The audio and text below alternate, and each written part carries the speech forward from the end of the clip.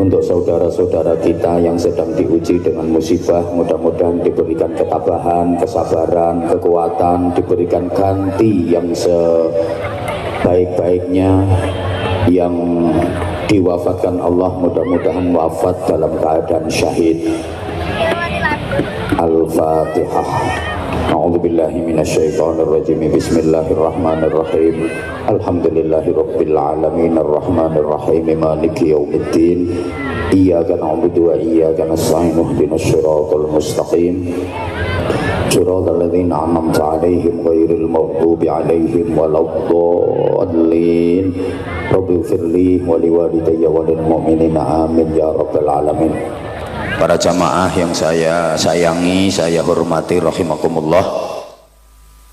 Perjalanan dari Pondok Pesantren Darul Istiqomah yang sudah 35 tahun, semoga ke depan makin syiar, makin maslahah, manfaah dan barokah, amin Allahumma amin. Pondok pesantren ini berasal dari dua kata, pondok dan pesantren. Kalau diuraikan, pondok itu sesungguhnya bahasa Arab. Adik-adik kalau buka kamus ada lafaz funduk, fa, nun, dal, qaf, bacaannya funduk, tapi karena lesan Jawa ya diambil enaknya pondok. Itu artinya hotel. Jadi kalau nanti sampean ke Mekah, mudah-mudahan semuanya bisa ke Mekah, juga Madinah, kalau melihat gedung ada tulisan funduk, itu artinya hotel. Funduk Darul Iman berarti itu hotel Darul Iman.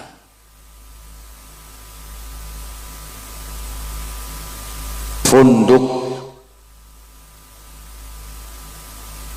Darut Taqwa berarti niku artinya hotel Darut Taqwa. Tapi karena orang Indonesia itu sukanya ke Arab-Araban, jadi ada tulisan alif, ya, sin, kaf, ro, ya, mim. Sama orang kita itu dibaca alif, ya, sin, karim. Padahal yang benar bacaannya es krim. Jadi saya ulang, pondok itu bahasa Arab artinya apa? Mbok gak nyaut tok. Artinya hotel. Jadi kalau pondok pesantren NU berarti itu hotel bintang 9. Nah, kan simbolnya NU bintang 9. Kalau pondok pesantren Muhammadiyah berarti hotel matahari. Pesantren itu ada yang mengatakan berasal dari bahasa India kuno, santra, artinya manusia yang dianggap suci, nggak punya dosa dalam kepercayaan India kuno, yang berhak menafsirkan kitab sucinya. Jadi orang India kuno itu punya kitab suci yang hanya boleh ditafsirkan oleh kelompok santra. Kitab suci orang India kuno itu Red Veda, Atharva Veda, dan Sama Veda. Ini sama tak apusi orang ngerti. itu hanya boleh ditafsirkan oleh kelompok santra, orang-orang yang dianggap suci, nggak punya dosa. Nah, kalau di Indonesia mayoritas penduduknya beragama Islam, punya kitab suci Al-Quran, itu yang bisa menafsirkan ya kelompok santra. Kalau di Indonesia menjadi santri. Allahumma sholli ala Muhammad. Kalau diurut sejarahnya, mulai zaman Nabiullah Ibrahim alaihi salam, Allah mengutus seorang nabi dari bangsa Arab Selatan, namanya Nabi Hud alaihi salam, diberi kaum yang bernama kaum Ad. Wa ila adin akhahum huda, dan kepada kaum Ad Allah mengutus saudara mereka yaitu Nabi Hud alaihi salam. Nah, karena kaum Ad ini nakal-nakal, maka nasibnya dibinasakan oleh Allah, gagal di Arab Selatan. Kemudian Allah mengutus nabi dari bangsa Arab Utara, namanya Nabi Shalih alaihi salam, diberi kaum yang disebut dengan kaum Samud. Wa ila samuda akhahum Shalihah, dan kepada kaum Samud Allah mengutus saudara mereka Nabi Shaleh.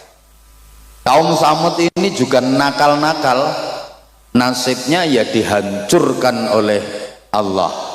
Di Arab Utara juga gagal, Arab Selatan gagal, Arab Utara gagal. Kemudian Allah mengutus Nabi la minal kiduli wala minal lori bal minat tengai, bukan dari Arab Selatan, bukan dari Arab Utara, tapi dari Arab Tengah. Dipilihkan dari suku yang terkenal paling fasih lesannya, paling gagah tubuhnya, paling ganteng wajahnya. Nabi itu adalah Ibrahim alaihi salam. Dan diingat Bapak Ibu para jamaah, semua nabi-nabi setelah Ibrahim alaihi salam itu adalah dzurriyyahnya, keturunannya Nabi Ibrahim. Makanya Nabi Ibrahim dijuluki Abul Anbiya, bapaknya para nabi. Jadi semua nabi sesudah Nabi Ibrahim itu keturunannya Nabi Ibrahim. Nabi Ibrahim itu fasih lesannya, gagah tubuh, ganteng wajahnya. Dan semua keturunan dari Nabi Ibrahim yang jadi nabi itu ganteng semua. Ma arsalallahu nabiyyan illa wa hasanal wajhi. Allah tidak mengutus seorang nabi pun kecuali berwajah ganteng. Semua nabi itu ganteng-ganteng semua.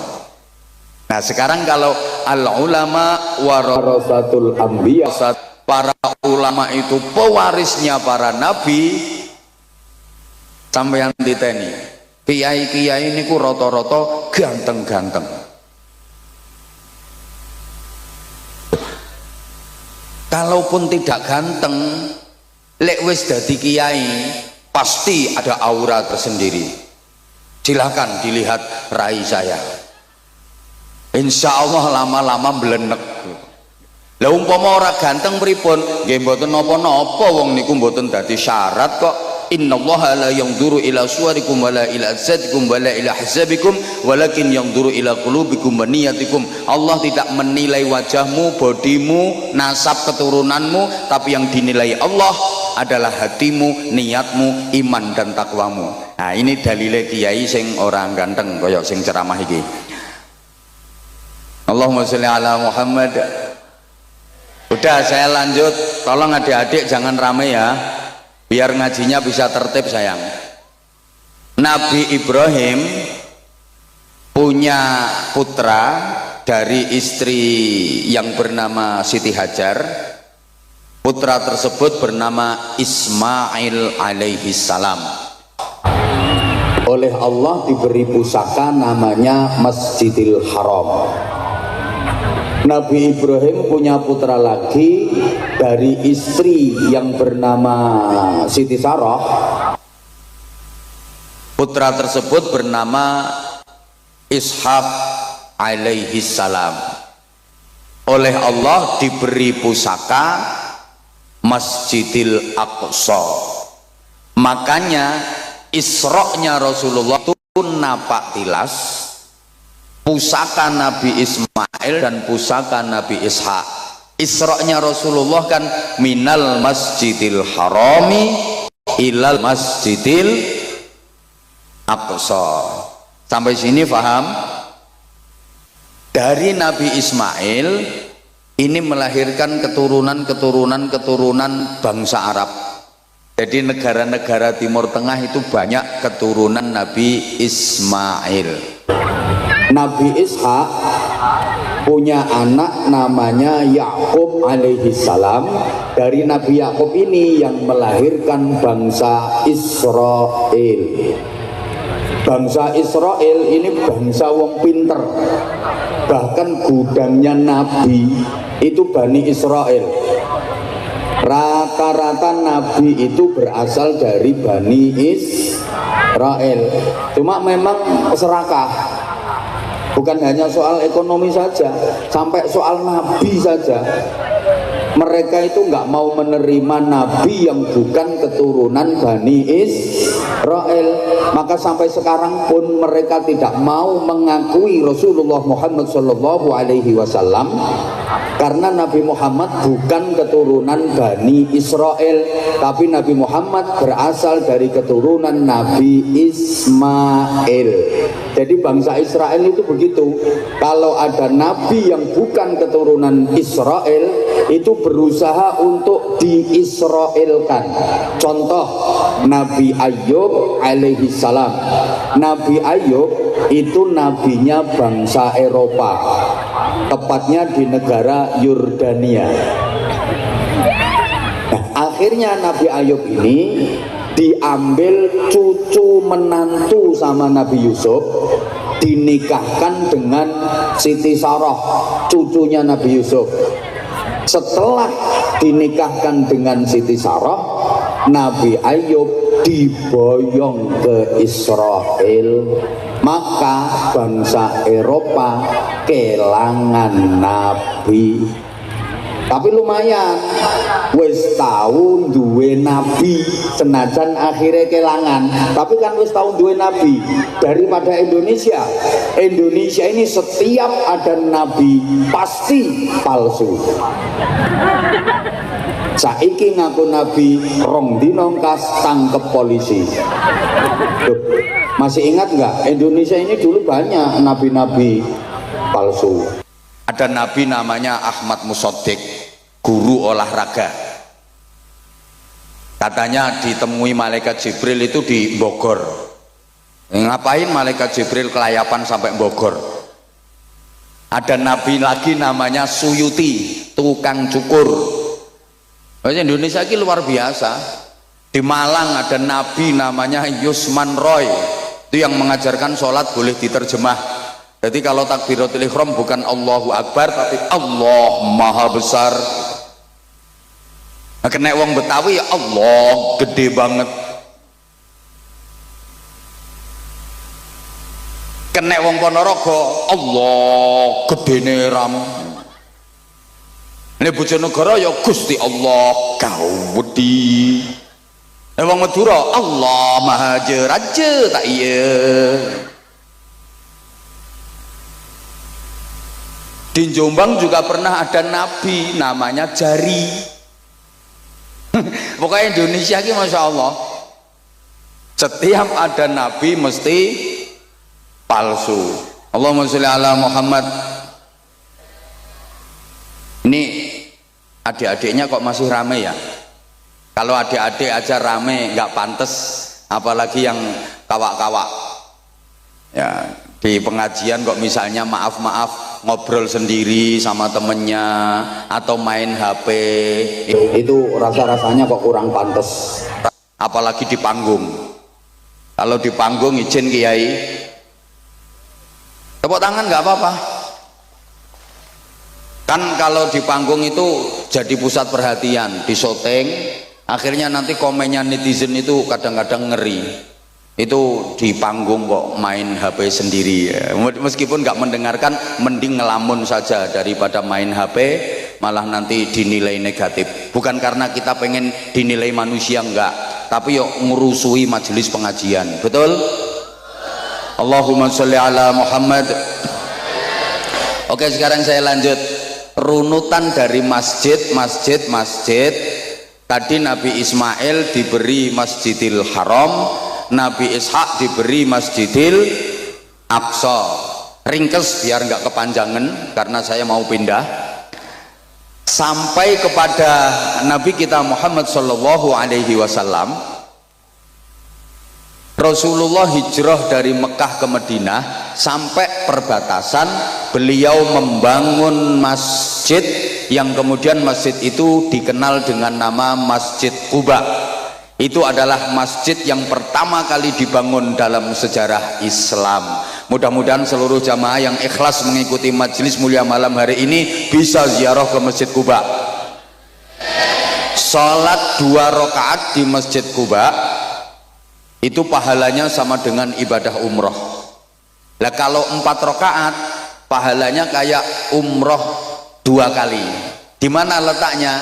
Ya masuk wilayah Madinah. Mudah-mudahan seluruh jamaah ini diizinkan Allah untuk menjalankan ibadah umroh dan berziarah ke makam Rasulullah Shallallahu Alaihi Wasallam. Jadi realistis saja saya kalau mendoakan mudah-mudahan bisa umroh.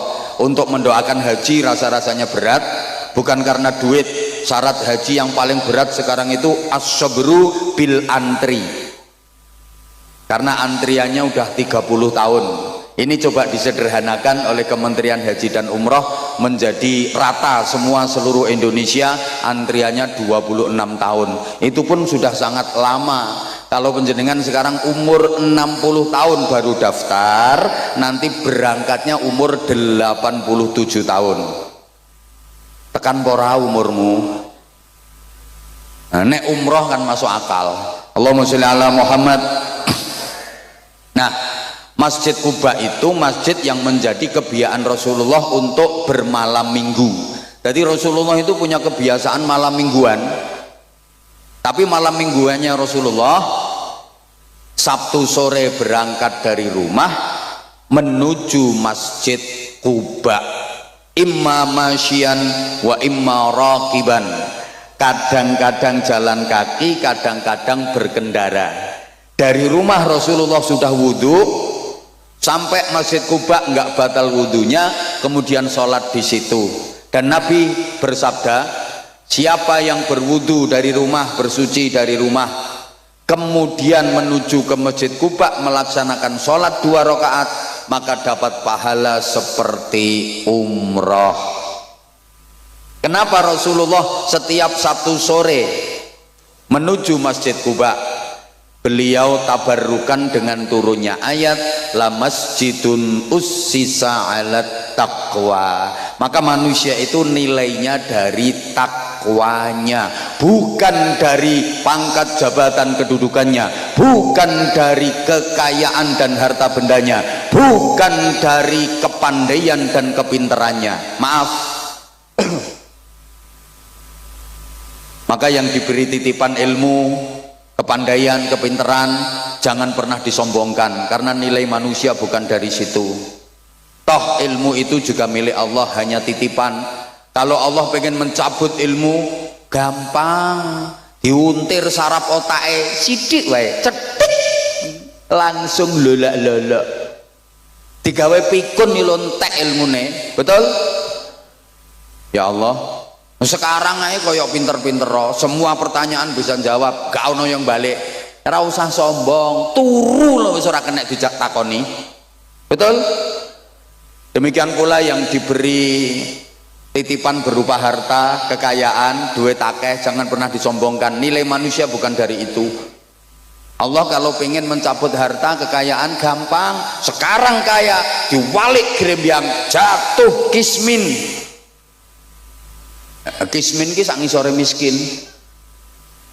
Nelongso. Ya kalau tadinya miskin jadi kaya, paling-paling kaget. Nah kalau tadinya kaya jadi miskin, stres. Gini apa enggak? Ya Allah, ini didengerin apa enggak ya? Pangkat, jabatan, kedudukan juga titipan Allah, enggak usah disombong-sombongkan. Allah menilai manusia bukan dari di dunia ini kamu pangkatnya apa, jabatannya apa, enggak. Pangkat jabatan ada habisnya kok, pensiun entek, kadang-kadang belum pensiun ada, belum purna aja udah selesai pangkatnya, betul? Nah, kadang ada di titipi pangkatnya sombongin, nek melakukan degek kesenggol siti nesu-nesu, jangan macam-macam saudara sama saya. Saudara nggak tahu siapa saya, lo lali jenenge dewe. Padahal pangkatnya opo, wakil RT.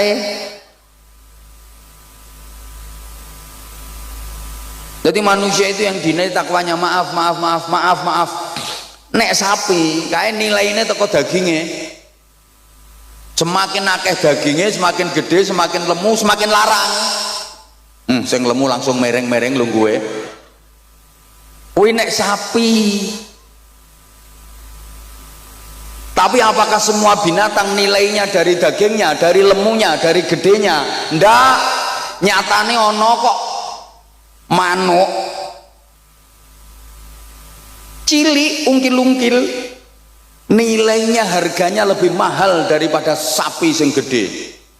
Ngene apa mboten? Karena manuk, ene wong ngomong manuk kok diguyu to. Nilainya dari suara. Kalau manuk nilainya dari suara, kalau sapi nilainya dari daging, dari lemunya. Lah kalau manusia nilainya dari apa? Lemunya. Ya kono saingan karo sapi. Dari takwanya. Allahumma sholli ala Muhammad.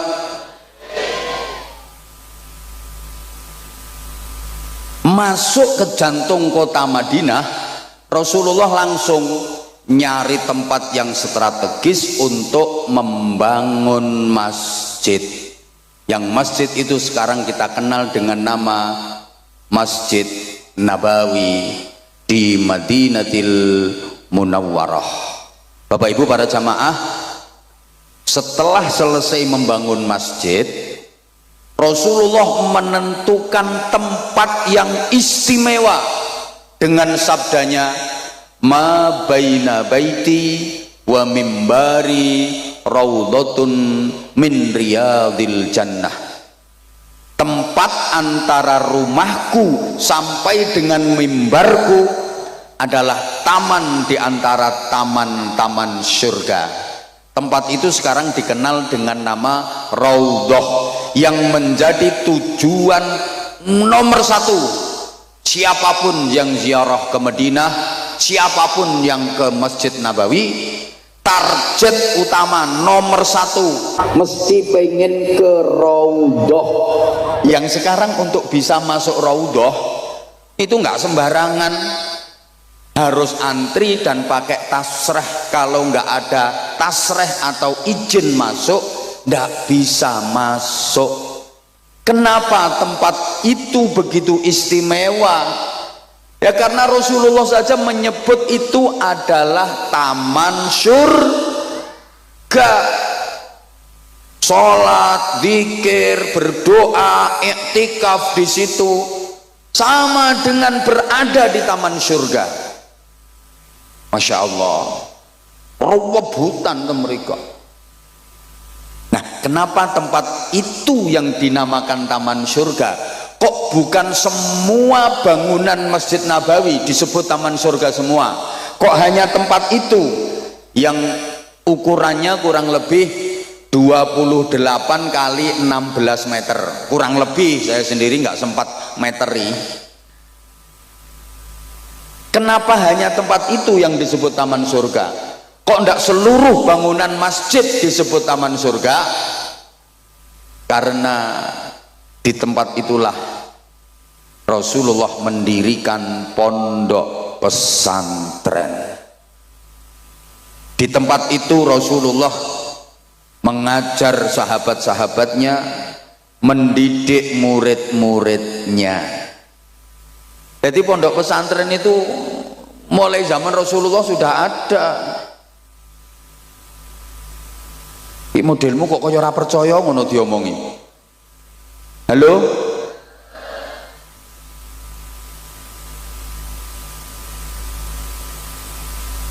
Pondok pesantrennya Rasulullah itu namanya Raudhatun min Riyadil Jannah, taman surga. Maka semua pondok pesantren yang ada di dunia ini besok akan diangkat oleh Allah menjadi bagian dari taman surga, termasuk Darul Istiqomah. Lah penghuninya siapa? Ya semua yang berkaitan dengan pondok pesantren, yang ngajar, yang belajar. Jadi ya kiainya, bunyainya, ustadz-ustadzahnya, pengurus-pengurusnya, santri-santrinya, sak wali santrine mlebu swarga. Nek sahriyae ora telat. Dan semua orang yang ikut membantu dan mendukung perjuangan pondok pesantren minimal seneng karo pondok pesantren. Soalnya ngapunten kadang-kadang ana wong nanggone lingkungane iki ana pondok pesantren wis ora melu nyumbang, ora ndukung, ora ndongakne, malah ngrusui. Wonten apa? Ora usah kaget. Sandinge sumur, sandinge jeding, sumur jeding untuk bersih-bersih. Sandinge kuwi mesti ana peceren. Ora usah kaget. Halo? Perjuangannya Kanjeng Nabi yo dirusui Abu Jahal, Abu Lahab. Mboten usah kaget, sama nek berjuang terus wonten penghalang, ono aral, ono rintangan, wis niku gandengane. Allahumma sholli ala Muhammad. Nah, Bapak Ibu para jamaah rahimakumullah, santrine Kanjeng Nabi niku nggih kathah saking tebih-tebih. Wonten santri sing berasal dari Jerman, namanya Suhaib Ar-Rumi. Coba itu, niki wong Eropa, dari Romawi Jerman datang ke Madinah, mondok ten kene Kanjeng Nabi. Wonten saking Asia Barat, Persia, namanya Salman Al-Farisi, mondok ning Kanjeng Nabi. Bahkan wonten saking Afrika, Bilal bin Rabah. Mulane pondok pesantren serius, pondok pesantren sepuh tingali. Santrine rak saking tebih-tebih. Mangke pondok pesantren iku nek wis tenanan, santrinya dari jauh-jauh. Sampeyan titeni to pondok-pondok pesantren sing wis serius tenanan-tenanan niku, santrine teko adoh-adoh. Mulane ngapunten lek santrine lagi ngutek sak RT 2 RT ya aja berbangga diri dulu. Niku nembe rodok pondok. Kiai nek serius niku santrine mesti saking tebih-tebih. Iki ngrungokne ora to wong-wong iki. Saman koyoke ora percaya nek Kanjeng Nabi nggih pondok pesantren. Nggih, sahabate Kanjeng Nabi itu ada yang dikenal sahabat Ansor, ada sahabat Muhajirin. Sahabat Ansor itu yang asli penduduk Madinah. Sahabat Muhajirin itu asli penduduk Mekah, hijrah pindah ke Madinah. Nah, ini ada sahabat yang la minal Ansor wa la minal Muhajirin. Bukan sahabat Ansor, bukan sahabat Muhajirin. Ini manggone nonggone teras-terase masjid, nonggone emper-empere masjid. Kemudian dikenal dengan nama Ashabus Suffah, penghuni teras, penghuni emperan, Terus kali Kanjeng Nabi didamelaken godak-godakan. Manggene ten mriku wis ana pondok godakan. Tinggalnya di situ, mondok di situ. Kepala pondok pesantrennya namanya Abdurrahman bin Sakhr yang kita kenal dengan nama Abu Hurairah. Allahumma sholli ala Muhammad. Nah, Rasulullah mengasuh pondok pesantren bersama dengan istrinya yang bernama Sayyidah Aisyah bintu Abi Bakrin Siddiq radhiyallahu anhu. Di antara istri-istri Rasulullah yang diajak ngasuh pesantren niku Sayyidah Aisyah. Makanya Kanjeng Nabi dawuh sepeninggal Sayyidah Khadijah wafat, Kanjeng Nabi dawuh, inna ahabban nisa ilayya Aisyah wa inna ahabbar rijal ilayya abuha.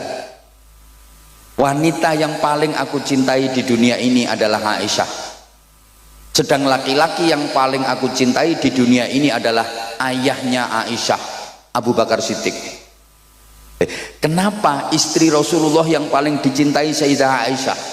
Apa karena beliau cantik? Ternyata bukan karena beliau cantik. Memang Sayyidah Aisyah itu cantiknya luar biasa, sampai Rasulullah manggilnya itu mesra banget, ya Humaira, wahai yang cantik putih kemerah-merahan. Kalau di sini kayak mana ya Aisyah itu ya cantiknya ya. Ijen dan ini ya kesempatan saya ya pas gini tok ini dan kayak penceng yo ngacung, masa Aisyah ngono enggak Sayyidah. Nggak ada, ini tambah lemu ini. Nggak ada. Saking cantiknya. Tapi bukan karena itu Rasulullah paling mencintainya. Kenapa? Ya karena Sayyidah Aisyah yang diajak ngasuh pesantren karena keilmuan.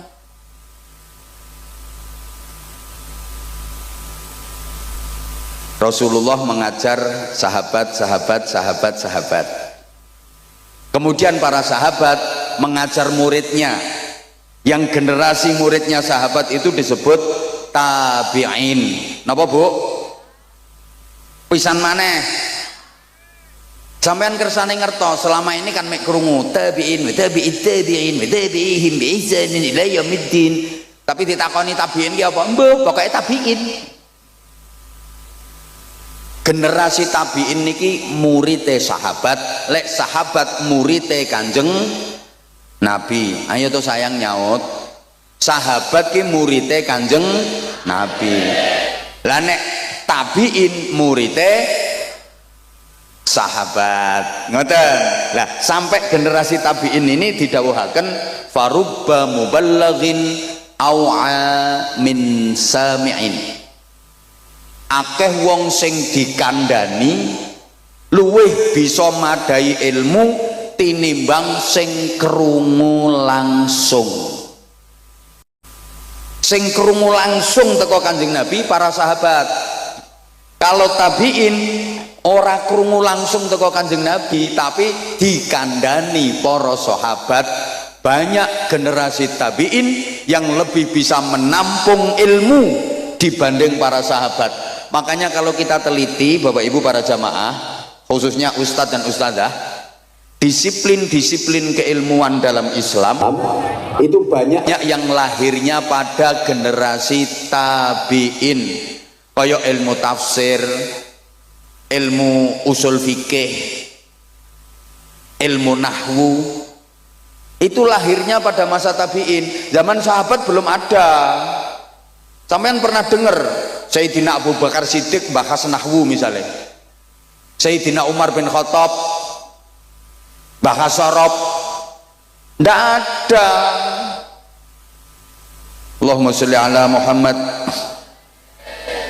Jadi disiplin-disiplin keilmuan berkembang pesat, melahirkan berbagai macam disiplin ilmu itu pada generasi tabi'in. Nuwun sewu. Makanya biasanya pondok pesantren akan mengalami masa keemasan itu di generasi ketiga, cucu. Caniki Darul Istiqomah kan baru generasi kedua, betul? Astagfirullah, orang nyaut pendirine sampun sedo. Kan ini namanya generasi kedua, belum masa keemasan. Istiqomah, Darul Istiqomah harus tetap optimis. Biasanya puncaknya pada generasi ketiga, putra-putrane beliau nek beliau ki sek dereng niki wong sek kaya ngene modele. Ijen Kiai.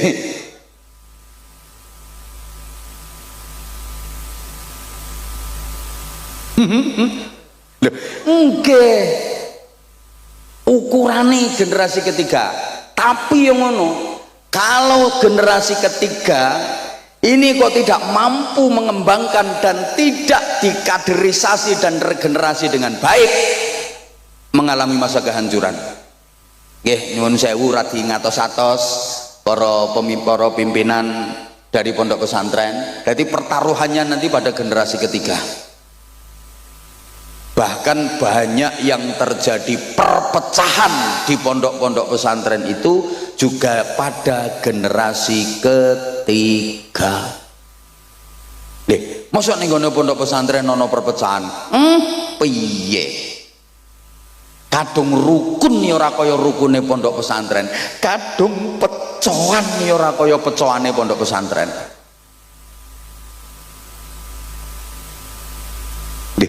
Kula ngemotake. Halo.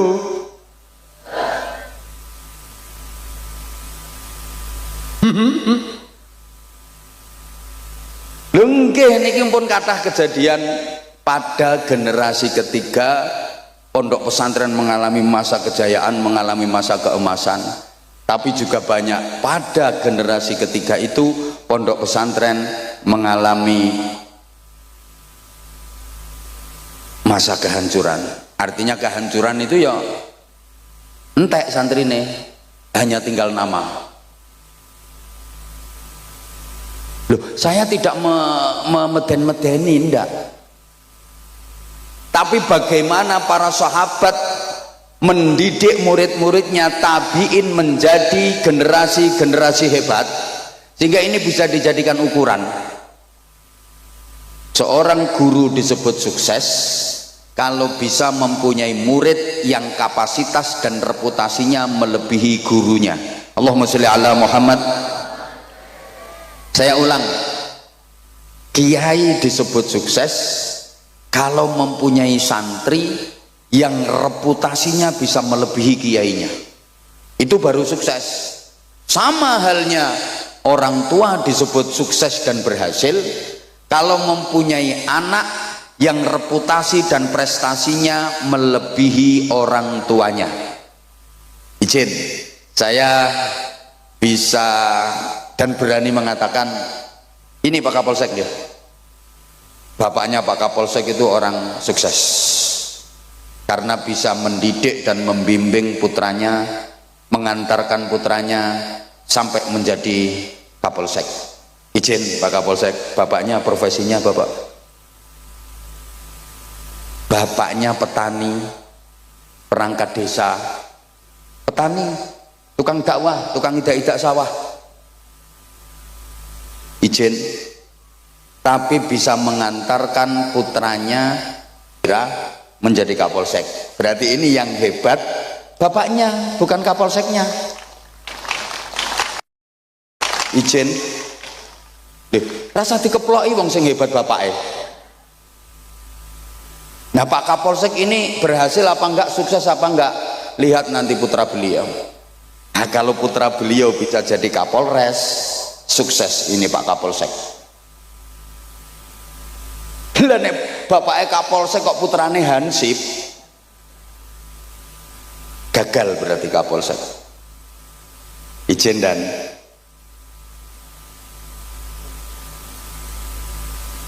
sama Pak Dan Ramil juga begitu. Yang hebat itu bukan Dan Ramilnya, ayah beliau. Mungkin ayah beliau petani, mungkin ayah beliau pedagang, tapi bisa mendidik, mengantarkan menjadi kapten. Putranya menjadi Dan Ramil. Lah Pak Dan Ramilnya sukses apa enggak? Ya lihat nanti putranya Pak Dan Ramil. Kalau putranya nanti bisa jadi Dandim, nah ini sukses berhasil Pak Dan Ramil. putrane Pak Dan Ramil ketua RT, ya berarti gagal Pak Dan Ramil. Saya juga mohon izin, saya bukan apa-apa, saya bukan siapa-siapa. Kalaupun disebut berhasil, yang berhasil adalah orang tua saya, guru-guru saya. Yang hebat itu guru-guru saya, kiai-kiai saya. Saya hanya debu, saya bukan apa-apa. Karena kalau tanpa orang tua saya, tanpa mbah-mbah saya, tanpa guru-guru dan kiai-kiai saya bukan apa-apa, saya bukan siapa-siapa. Lah saya ini berhasil apa enggak? Ya nanti anak saya seperti apa? Kalau anak saya bisa melebihi saya, berarti saya berhasil. Lah kalau anak saya nggak bisa melebihi saya, ya berarti saya gagal. Halo? Pondok pesantren ini juga begitu. Akan berhasil ketika bertambah dekade tambah berkembang, tambah dekade tambah berkembang, makin manfaat makin barokah. Bukan hanya dari segi kuantitas, santrinya tambah banyak, santrinya tambah banyak, itu juga belum bisa dijadikan ukuran. Tapi yang terpenting justru adalah kualitas. Serius iki bahasane iki. Halo. Wes selesai, ringkes, turun. Tadi dari Nabi Ismail, Nabi Ishak sampai ke Rasulullah, sahabat, tabiin, turun sampai ke Indonesia, sampai ke Ponorogo, sampai Balong. Masuk ke Indonesia ini dibawa oleh para aulia, para ulama sekitar abad ke-14 pasca runtuhnya kerajaan Majapahit. Jadi Bapak Ibu para jamaah, dibanding negara-negara lain di dunia ini, Islam masuk ke Indonesia itu agak telat, abad ke-14. Ini secara pergerakan ya, kalau secara individu di abad ke-12 sudah ada, tapi secara pergerakan baru pada abad ke-14. Padahal Islam sudah merambah ke wilayah lain di dunia ini di akhir abad ke-6 dan di awal-awal abad ke-7. Islam sudah masuk Spanyol. Ngertos Spanyol nggih? Kidule Siman. Bergeten awak. Abad ke-7 Islam udah masuk Spanyol, dibawa oleh Torik bin Ziyad. Makanya adik-adik santri kalau ngaji Nahwu Alfiyah Ibnu Malik, itu karangannya ulama asli Spanyol, namanya Syekh Muhammad Jamaluddin bin Abdullah bin Malik Al-Jayyani Al-Andalusi. Jadi yang ngarang Alfiyah Ibnu Malik itu orang Spanyol, bukan orang Balong. Hui. Islam sudah sukses membangun peradaban di sana. Islam masuk Rusia itu ya abad ke-7. Taman lek krungu ana wong maca hadis rawahul Bukhari, hadis ini riwayat Imam Bukhari, rumangsamu Bukhari tonggomu bakal sego goreng. Orang sana. Ya Allah. Islam sudah masuk ke Irak, Mesir, ya abad ke-7, masa-masa Amr bin As jadi gubernur Mesir. Dah tak ringkes saya, Islam masuk Iran awal abad ke-7 yang membawa Abu Ubaidah Ibnul Jarrah. Makanya adik-adik santri Pondok Darul Istiqomah lek ngaji kitab Fathul Qorib Al-Mujib, itu karangannya siapa? Syekh Ahmad bin Husain bin Ahmad Al-Asfihani.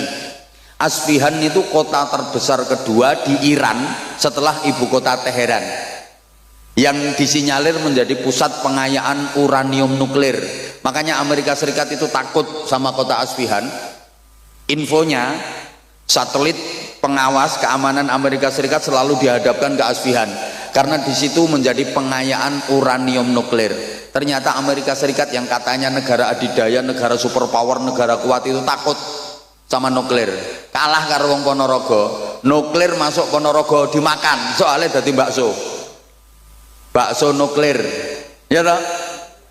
Ternyata wong Indonesia ki sakti-sakti, panganane bakso granat. Aku kapan itu pas lewat di Ponorogo ki ono warung itu tulisane sedia nasi bebek sambal mercon. Wong Ponorogo sambelnya mercon. Indonesia ini ternyata sakti-sakti. Bener, tongsengnya dipangan, tong karo seng lho dipangan. Loh. Bocah cilik-cilik, cambalong cilik-cilik doyan molen jajal. Molen ini dipangan karo cah cilik-cilik. Wong ibu-ibu kletis-kletis mangan jajan apa Bu? Kuping gajah jajal. Indonesia ini sakti-sakti ternyata. Kapal selam ya dimplok, gulone ae pasir, batu. Mulane lek Amerika kae jarene wis tekan bulan, ala paling ning kono trimo ngencepno gendera. 6 bulan pamer-pamerno. Wong balong nek blonjo ino matahari.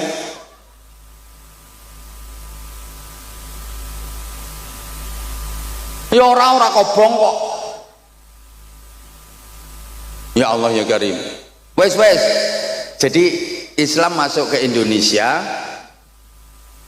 abad ke-14 itu dibawa oleh para wali terus sampai masa penjajahan. Nah, ini nanti bagaimana peran ulama, kiai, santri dan pondok pesantren untuk Republik tercinta ini. Pada masa penjajahan, mohon izin Pak dan Ramil, Pak Kapolsek, yang menggelorakan semangat patriotisme untuk melawan kolonialisme. Aduh, sekalian isme itu jelas bingung. Muga-muga sing tak omongi paham. Soalnya ketoke sing tak omongi iki wonge ayu-ayu tapi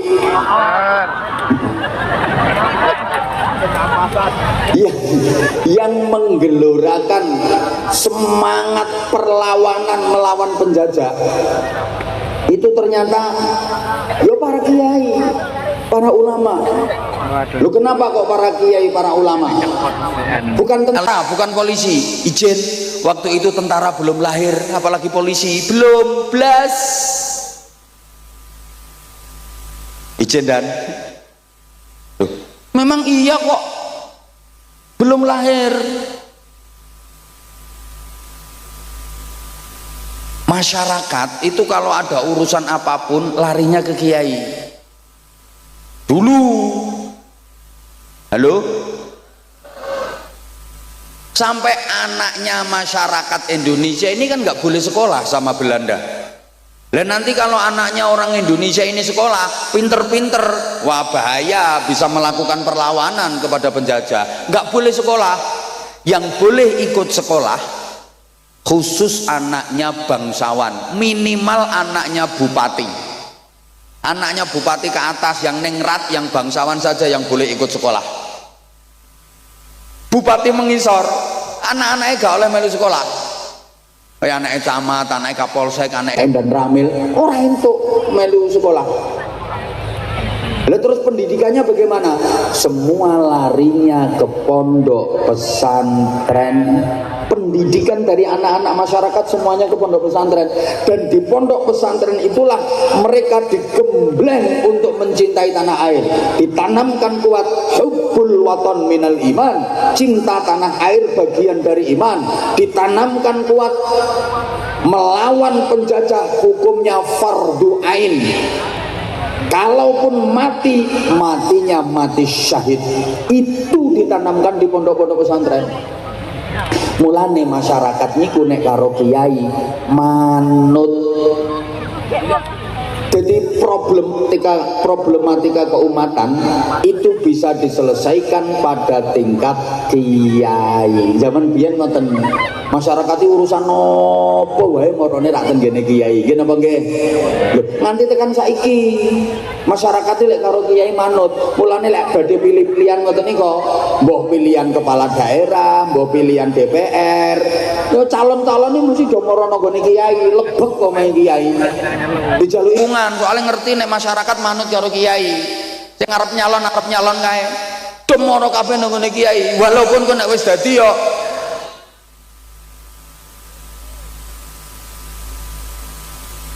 masyarakat ngoten kok anak nakal yo moro kiai nyuwun berkahe anak kula nakal yai nyuwun berkahe kene didongani karo kiai alhamdulillah waras nakale no yai bojo kula meteng tuwa pun 11 wulan kok dereng lahir to yai mara kiai njaluk suwuk pendobolan terima dikai ngombe banyu kon ngombe karo gebyurna wetenge bojomu ya procot lahir kok ngono yai utang kula kathah yai gek niki wayahe ditagih kula nyuwun tulung kersane mboten ditagih kersane sing kula utangi niku mboten nagih wis iki wacake ayat kursi mangke lek pas man dzalladzi yashfa'u 'indahu wiwaca sing dawa baru illa biizni kae kok metenteng kae ketoke utange akeh arep praktek kae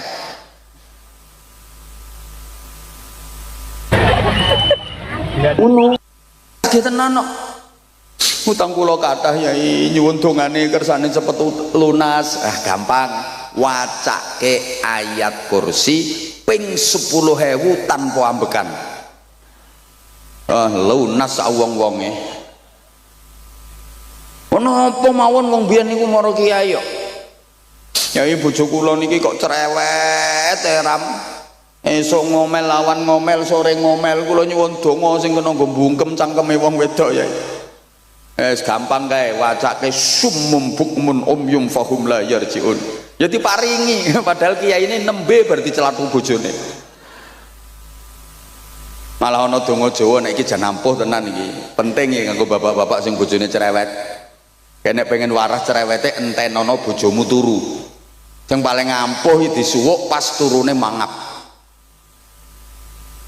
nek wis kira-kira tanek gek turune mangap kae sampean lungguh sandinge wacake sebut jenenge bojomu pomo kok bojomu ki jenenge Sumiati bismillahirrahmanirrahim cilika cilikem bumi mengo cangkeme Sumiati mingkem la ilaha illallah Muhammadur Rasulullah kayak sebul ke cangkeme kae beres ibu-ibu sing rumangsa cerewet siap-siap engko bengi kathek lambemu isis disuwuk aman berarti mulane gek nang pasang jebakan nae sampean krasa lambemu isis berarti disuwuk Bu wong wedok cerdas ya pasang jebakan kok wis pokoke pura-pura turu padahal asline isih melek wis krasane arep disuwuk gek sing lanang ngintip terus wis turu apa urung akhirnya sing wedok pura-pura sing lanang mlebu kamar mlakune jinjit kaya pendekar kungfu kae sing wedok karo merem kuwi ndang mrene ndang mrene arep nyuwuk to bareng dijenggileng karo sing lanang yes tanek iki sing wedok kudu guyu diempet sing lanang leh mantep kae auzubillah bismillahirrahmanirrahim cilikep bumi mengo bareng arep disuwuk kae sing wedok melek wek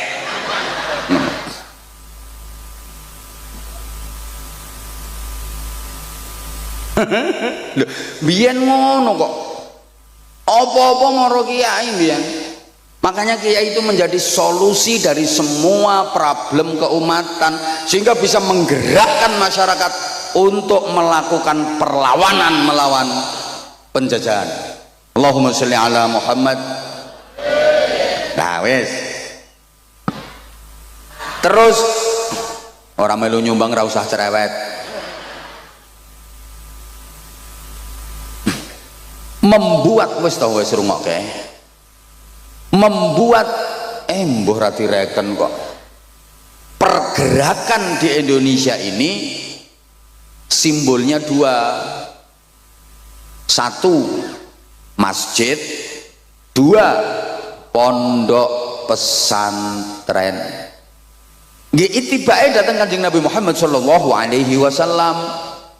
Nggih tiru Kanjeng Nabi. Makanya rata-rata pondok pesantren niku mbah masjid, mbah musala, mbah aula agung kuwi mesti wis. Biasanya tata letake kaya ngono kuwi. Terus ana godaan kamar-kamare santri. Yes, muga-muga paham. Kae nek cara pewayangan kae gunungan kuwi simbol masjid. Nggo ngumbah, nggo resik-resik, nggo didik, nggo gembleng. Nah, sebelah kiwa Kurawa. Kae sing bala Kurawa kae mesti ditata nang gone sebelah kiwa ning gunungan. Ana dalang leh nata Kurawa kok derek nang gone tengen kuwi dalang bingung. Mesti manggone nang kiwa. Lah Pandhawa manggone nang tengen.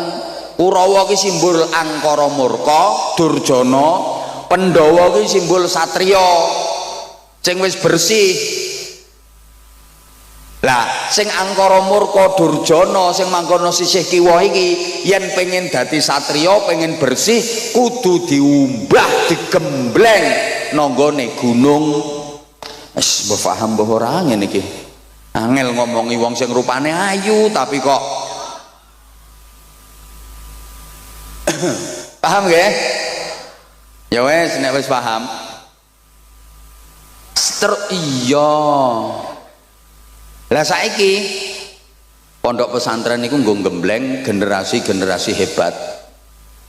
Nun sewu adik-adik santri, sampeyan ning pondok ki ora kudu dadi kiai, ora kudu dadi bunyai. Jadi apapun yang penting manfaat, yang penting barokah.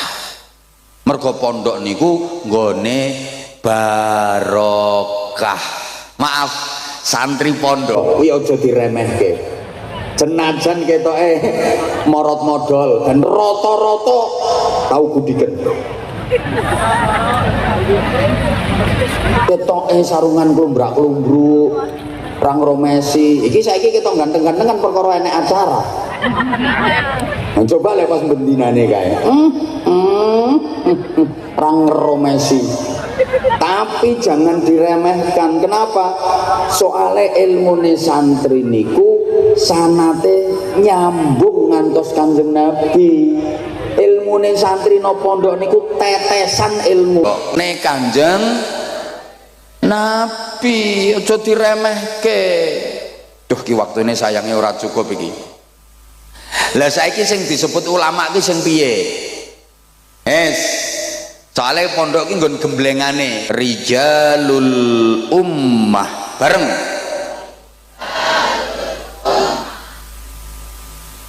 community leader bareng kok community lemper mimpin masyarakat. Nun sewu, jadi kiai ini mboten namung mimpin santri tapi ya mimpin umat, mimpin masyarakat. Nah mimpin masyarakat kuwi luweh angel tinimbang mimpin santri. Nek mimpin santri gampang. Santri pondok pesantren walaupun jumlahnya ribuan bahkan puluhan ribu mesti manut kalih kiyaine. Kiyaine merentah ngetan puluhan ribu santri ngetan kabeh. Kiyaine merentah ngalor ribuan santri ngalor kabeh. Ora ono sing wani bantah karena di pesantren itu ada lembaga tertinggi yang paling ditakuti oleh semua santri, namanya Departemen Kualat. Mulane tempat pendidikan akhlak, pendidikan karakter ini nggone pondok pesantren. Ngomong santri iki gampang kok. Tapi ngomong masyarakat, mimpin masyarakat angel. Jangankan ribuan, sepurane mimpin wong desa napa niki desane? Mimpin wong Sumberjo 10 lho angel ra karuan, apa meneh wayah pilkada kae. karo kiai ini dijak, sok pilihan milih calon kae ya. Lagi wong 10 ki sing 7 malah ngomong ngene, ngapunten Mbah Yai pun angsal dunduman keng mriko kok. Terus angel mulane dalam ngomong masyarakat niku menerapkan niku cara tembang lirir kae cah angon dadi duwe sifat angon. Angon itu kan ngemong, Bu. Ngemong angon itu mengetutkan. Apa ya mengetutkan itu? Mengintili. Angon niku manggone nang ngarepe apa nang mburine? Wong angon iki nang ngarepe sing dingon apa nang mburine? Ten mburine mengetutkan. Kaya angon wedhus, endi wedhuse mau ya? Angon wedhus iki mesti manggone nang mburine wedhus. Nek wedhuse mlakune wis bener apik, jarke tutke wae. Lah engko lek bandang-bandang baru baru ditariki ngono kuwi.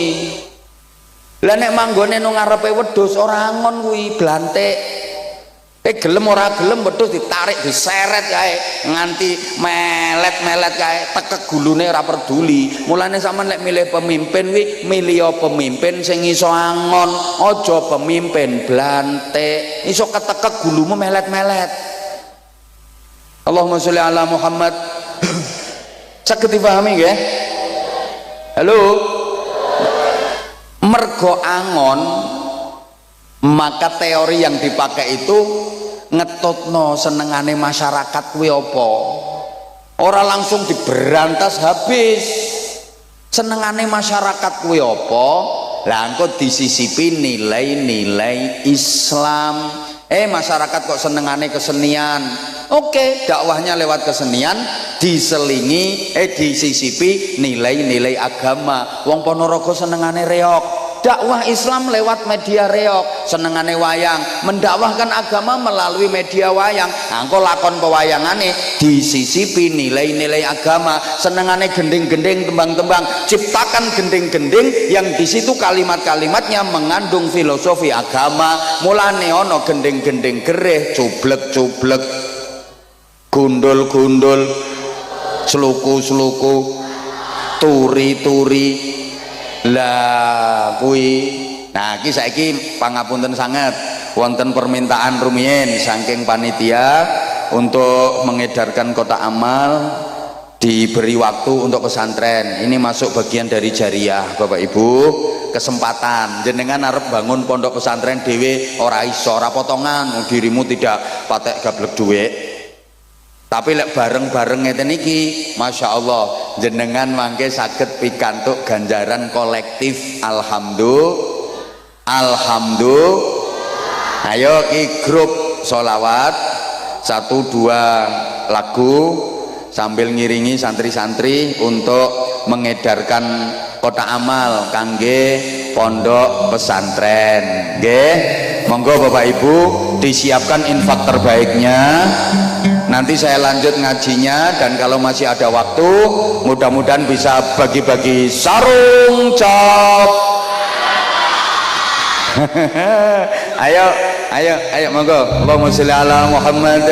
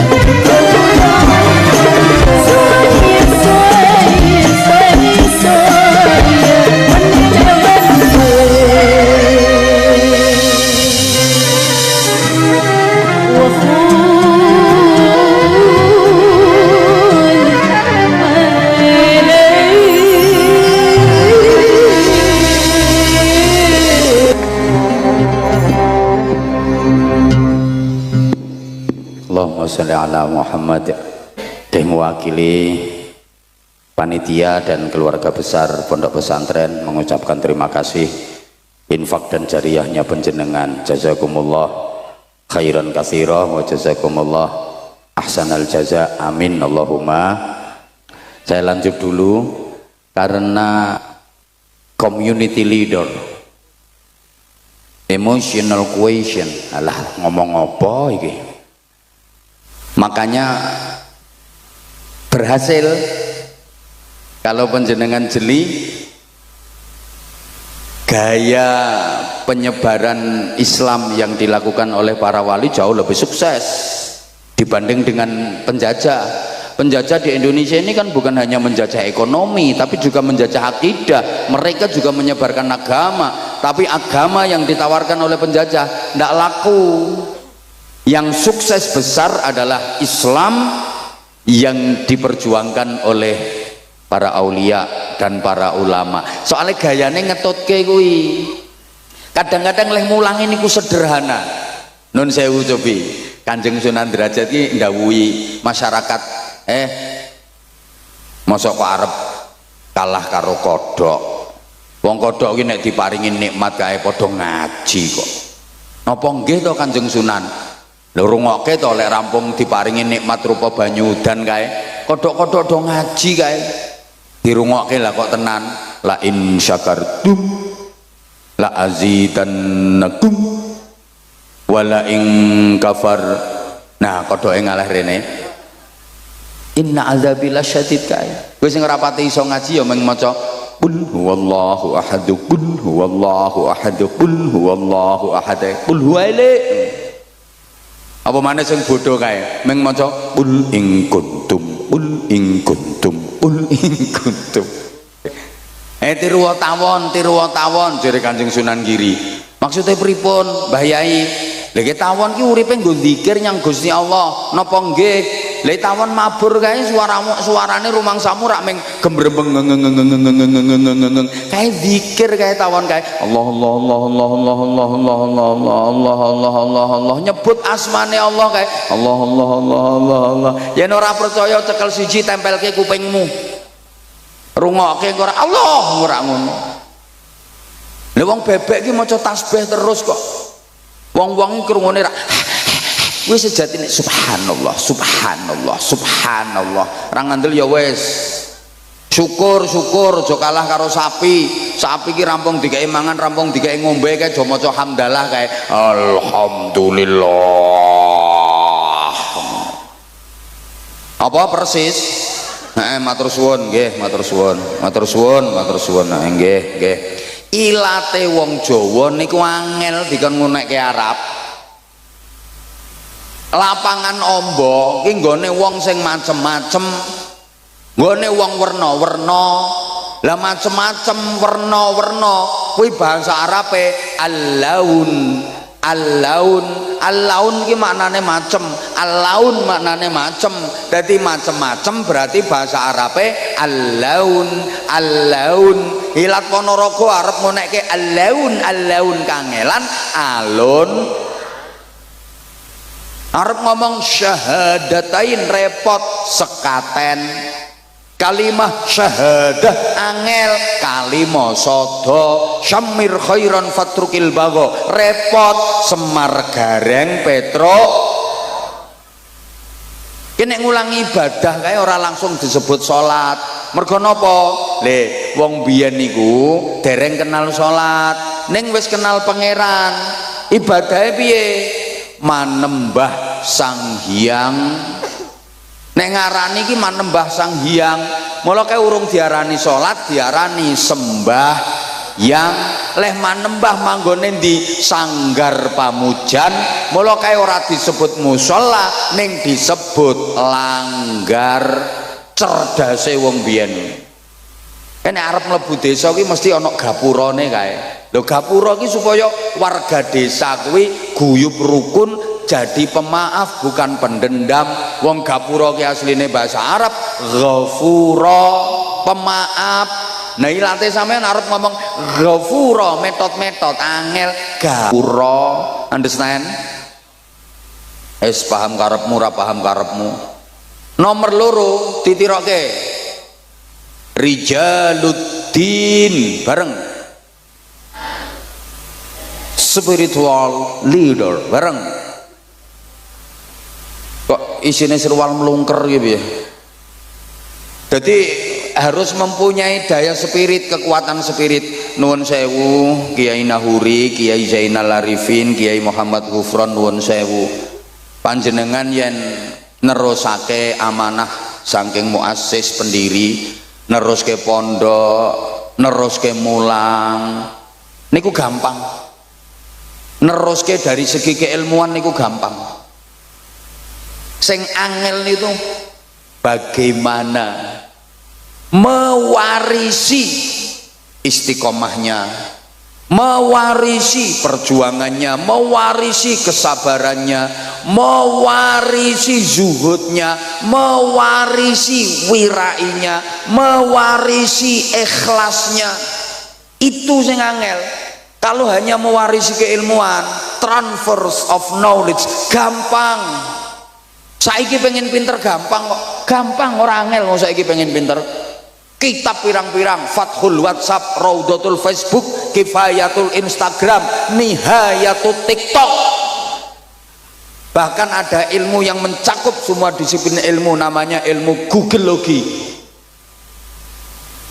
Kalau hanya sekedar pengen pinter, nuwun sewu, budal mondok nonggone pondok sing tenanan, orang usah suwe-suwe 7 tahun ngono mesti iso maca kitab, insyaallah ngalim wisan. Kalau hanya sekedar berilmu wis to budal nonggone pondok sing tenanan, ora pondok-pondokan.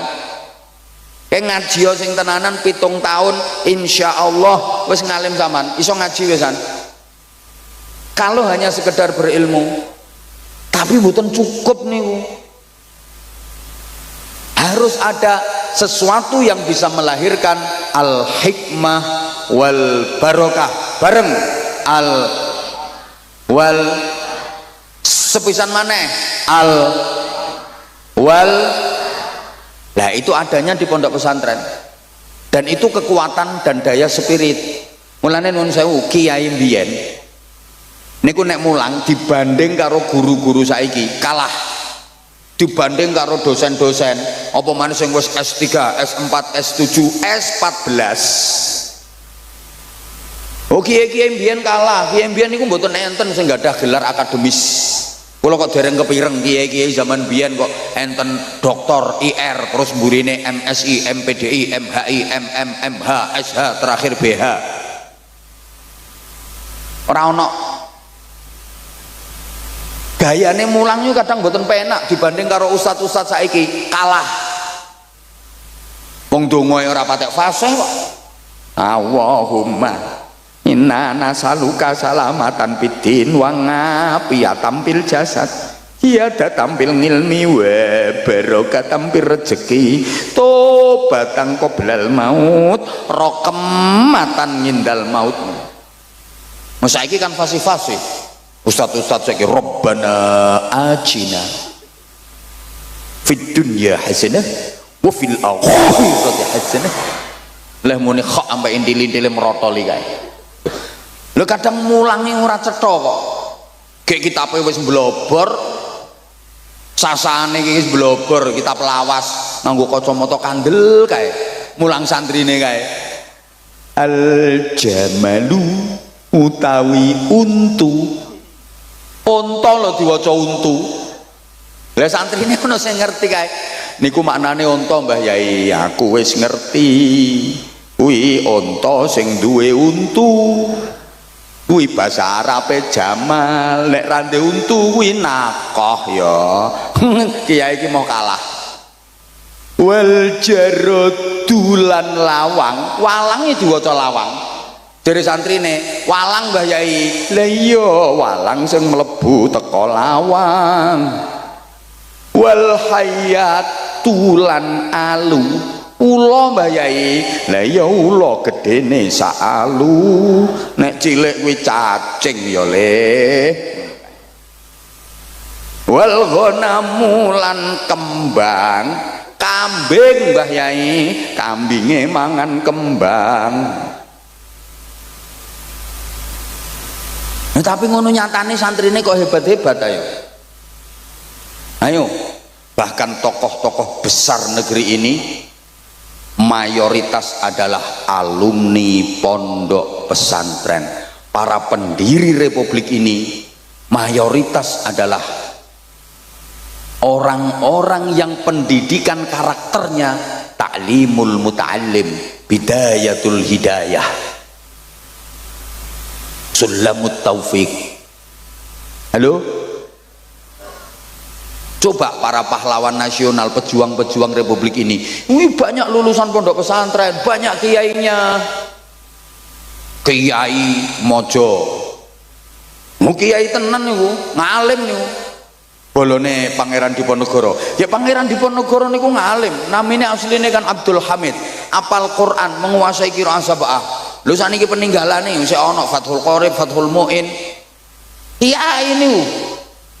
Halo, Kiai Tengku Umar, ono Kiai Sultan Hasanuddin, kata lah kayak sampean lali po resolusi jihad Indonesia ini wis diproklamasikan merdeka, tapi mau direbut kembali sama sekutu kayak kedaulatannya mau direbut kembali. Ini sudah merdeka apa ora? Sopo sing gerakno kae?